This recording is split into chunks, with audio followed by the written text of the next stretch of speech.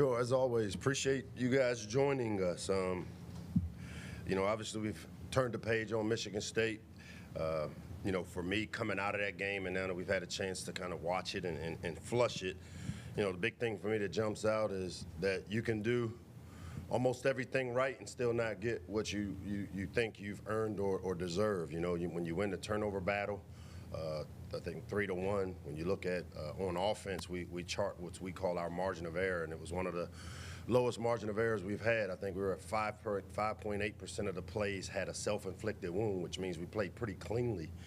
But the thing that jumped out, and this is where, when we talk about you can do everything right, we had a good week of practice. We did everything right, but that's the one thing about the game of football is that there are no guarantees, and unfortunately, there's no money-back guarantees that you do everything right. I'm going to stand in front of you here today, and we'll be 2-0. We're not. We're 1-1. And so the lesson that I feel like we've have to take from it, I talk about the jump from week 1 to week 2 and what it would look like.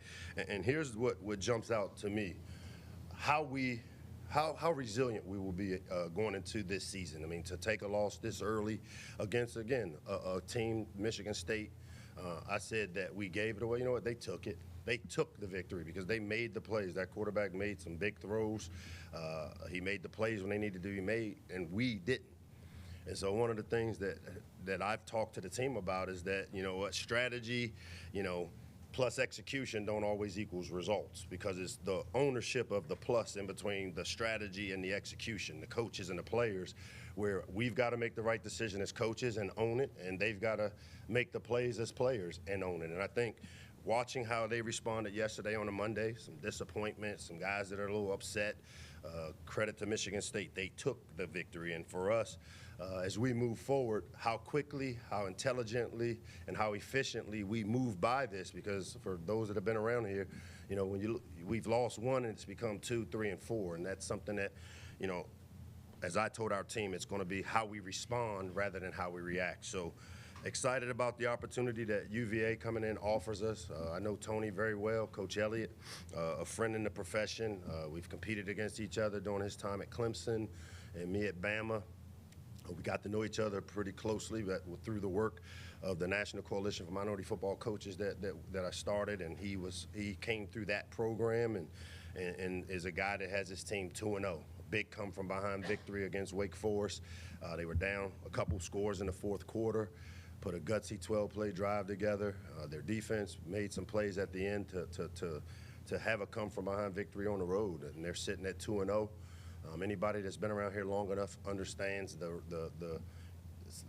longest game the team that we've played the longest of any team. So the regional rivalry, having been in the ACC together, there's some natural commonalities among the two opponents. But I can tell you, I expect Charlottesville. I expect it to be loud. I expect them to be excited because, again, they've got their team with some momentum coming off of a big road victory. It'll be our first test on the road together, and I'm excited about getting down there and having a chance to compete.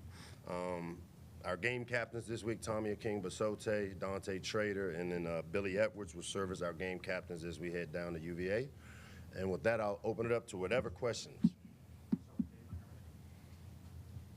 Mike, UVA's coming off a huge win on the road in the conference. Anthony Calandre put up huge numbers. Malachi Fields a threat as well. After how your defense played this past Saturday, what sort of challenges does the UVA passing game present your club? And how do you contain it? Yeah, I mean, one, their quarterback, I think he had his kind of coming out a year ago when we played him. He replaced the quarterback that started the game for him, and he came in, and this guy kind of has some Talia Tungavailoa skill set. He's a guy that we have to contain. He runs around and he extends plays. He throws the ball really well. And you're right, the Malachi, the receiver number 8, a threat. And then the slot guy that transferred in, number 11, another threat. The thing that jumps out for us is, last week's game, the big plays are what the difference in the game was. So for us, how do we minimize the big plays? And that's where, when I say strategy plus execution, that's coaches and players, the work inside is what's got to happen, which is to limit the big plays. We've got to find a way to contain the quarterback. Defensively, they are a talented team. They've got a freshman All-American linebacker. Their front 7, really, really strong, heavy-handed guys. So be a great challenge for us, but I can tell you that the work will get done this week by our team just because of the player-led culture that's been created. And what I like most is what I saw yesterday, just how quickly, effectively, and how intelligently these guys are ready to respond. Hey, Coach. Hey. That's 3 straight years now where you guys have lost as a home favorite to a Big Ten team, Purdue, Illinois, and then Michigan State, and you won or tied the turnover battle in all 3 of those games. Why do you think that those games continuously, or in those 3, have seemingly gone against you guys, and you haven't been able to pull it out in kind of those tight, conference games that, like you said, it feels like you guys are doing enough to win, but ultimately you're not? Yeah, we haven't. We haven't. We haven't. It goes back to, and I think I said it Saturday, I own it as the head coach, but at some point you got to go take the victory. I mean, it's not just words when I say that nobody's going to give it to us. I mean, I think I said this last Tuesday, Michigan State is a program that has been part of the status quo, really talented. And so for anybody to think that it would be easy, for anybody to think because we declare we want to compete for championships that it would be easy, for anybody to think that if you do all the work, win the turnover battle, and do everything right, that you're guaranteed to win, that's not how it works. So as I said, Michigan State took it. We had opportunities to win the game on the field on offense. We had a chance to win it on defense. We had a chance to win it on special teams. And that's what the plus part is. Strategy plus execution equals results. So we all got to do our work, and that's me as a play caller, me as the head coach who makes decisions in game, the players and their ability to make the plays that are there to be made. And Michigan State did a better job. But you know what? The resiliency and how we respond will be the secret sauce for what this season is about. Hey, Mike, back here. Sean, what's up? Good to see you. That leads me into my question. I was going to ask about resilience. You mentioned it at the top. You just mentioned it again. What does resilience look like in your mind as you hit the field on Saturday night from your guys? What does that entail? It entails not being distracted because of a setback. It means owning and the fire, the adversity that we face. We will be forged because we've gone through it, and we've gone through it together. I mean, that's the good thing, and that's kind of what we've built. I'd be lying to you if I didn't tell you I'm disappointed that we didn't find a way to win that game. And just like I think Sam said it earlier, I mean, it's very similar to Purdue 2 years ago, very similar to Illinois a year ago, and to me, that's the part from a strategy standpoint. I've got to own it and say, hey, what do I need to do? What buttons do I need to push to figure out how to get our players to make that play when it needs to be made? Because you know what? The team in green and white did that on Saturday. And, our guys are resilient, though. But what it looks like is not being distracted, not losing our focus on we still got a lot of football left to be played, and we got a good team. Mike, since Saturday, there's been some criticism about the offense, defense, special teams, even coaching. Criticism about coaching, everything, right? How does that sit with you when you see that or hear about it? How do you deal with that? I don't see it, and I don't hear about it. I haven't responded to very many of my. I get a bunch of text messages. I have a routine too. When we lose, I don't respond to text messages. I don't get on social media. The only thing I know is when Dustin on the elevator on the way up tells me, hey, there may be some questions about these things, and you know what? You're going to get the authentic answer. So I don't know what's out there, and that's part of staying disciplined in our process of it doesn't matter what other people think. It matters what we think and what we do and how we respond, and that's part of, that's what I think is this team's, the difference with this team. I think they understand that. As a follow-up, can I ask, does it bother you, though, if you hear fans saying, this is the same old Maryland team that we've seen in the past? I don't hear it. I really insulate myself. When I come to Jones Hill House, I went to church, I drove in, I was in that building until 1 on Sunday night. I got home, I woke up, I was back in early. I got home last night at 1 o'clock, and I wouldn't know what a fan says other than, as I said, my guy Dustin does know, and he kind of, I guess they're mad at me right now, and as they should be. I'm a little disappointed myself.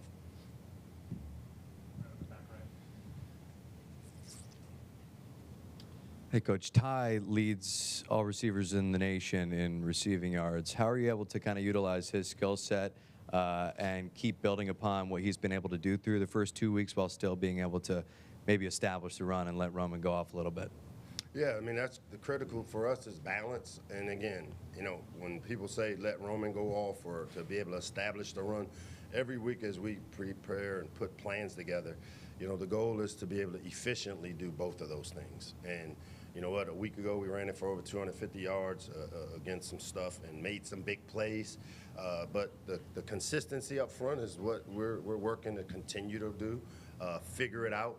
We had some growing pains a week ago. A really tough front, a front seven that, you know, heavy-handed guys, Big Ten football. I mean, it was a very early segue into Big Ten play for our team, and to be able to, you know, deal with that early, be able to make the necessary corrections. I expect us to be able to establish the ability to do both, run and throw efficiently as we continue to work through the season. Hey, Mike. George. I know you don't control the schedule and everything like that. I preface it, but the last of a 2-year series against Virginia. I know Virginia Tech's coming up in a few seasons, but this will be the last time you play Virginia for the foreseeable future. Is that a game and a rivalry you'd like to see kept from both sides of the Potomac in the future? You know what? I with the non-conference stuff, a lot of these non-conference stuffs, I am involved with that piece of it. The conference schedule is the part when it shows up and all those things. And I think I've shared my philosophy. I've talked to Colleen, my boss, who I work with to do the scheduling. You know, I like the regional rivalries. I like a Virginia, a West Virginia, VTech, old ACC foe. Those are good for Maryland. They're good for our program.